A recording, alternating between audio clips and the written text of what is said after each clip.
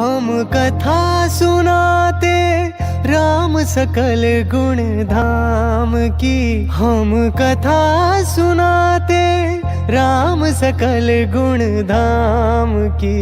ये रामायण है पुण्य कथा श्री राम की। ये रामायण है पुण्य कथा श्री राम की। नमस्कार भारतवासियों, में Pandit Rampal Pandey YouTube channel loop word IND की तरफ से आज आपको सुनाने जा रहे हैं महाकाव्य रामायण की पवित्र कथा हिंदी भाषा में। रामायण कथा बालकांड भाग 3। मिथिला नगरी का वर्णन। राम, लक्ष्मण और ऋषि विश्वामित्र चलते चलते अंततः पहुंचे मिथिला नगरी। यह नगरी राजा जनक की थी, जो विदेह वंश के महान राजा थे। मिथिला नगरी अपनी समृद्धि, कला और विद्या के लिए प्रसिद्ध थी। हर गली सड़क साफ सुथरी, मंदिरों की घंटियां गूंजती और महलों की शोभा देखते ही बनती थी। राजा जनक बड़े तपस्वी और ज्ञानी राजा थे। उनकी पुत्री का नाम था सीता। सीता का जन्म असाधारण था। एक बार राजा जनक खेत जोत रहे थे, तब भूमि से एक कन्या प्रकट हुई।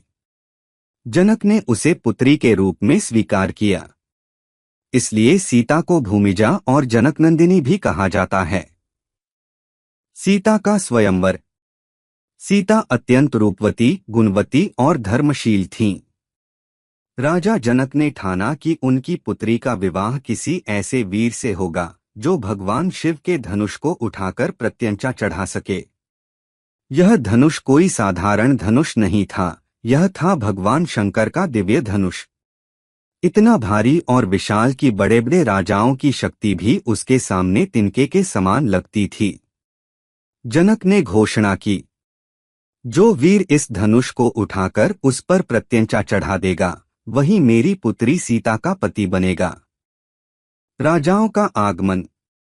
इस समाचार से दूर दूर के राजाओं और राजकुमारों का मिथिला में जमावड़ा हुआ। कोई हस्तिनापुर से आया, कोई काशी से, कोई अयोध्या से। हर कोई इस अपूर्व कन्या सीता को पाने की लालसा लिए उपस्थित हुआ। सभामंडप सजा। जनक ने सबका स्वागत किया। धनुष को एक विशाल लोहे के संदूक में रखकर लाया गया। सैकड़ों सैनिकों ने मिलकर उसे खींचा और सभा के बीच रखा। राजाओं का प्रयास। एक एक करके राजाओं ने प्रयास किया। किसी ने धनुष को हाथ भी लगाया, पर उठा न सका। किसी ने झटके से खींचा, पर धक्का देकर भी हिला न पाया। सभा में निराशा छाने लगी। राजा जनक ने आह भरकर कहा, क्या मेरी पुत्री का भाग्य इतना कठिन है? क्या इस पृथ्वी पर कोई ऐसा वीर नहीं जो धनुष उठा सके? यह सुनकर सभा में सन्नाटा छा गया। भाग 3 समाप्त।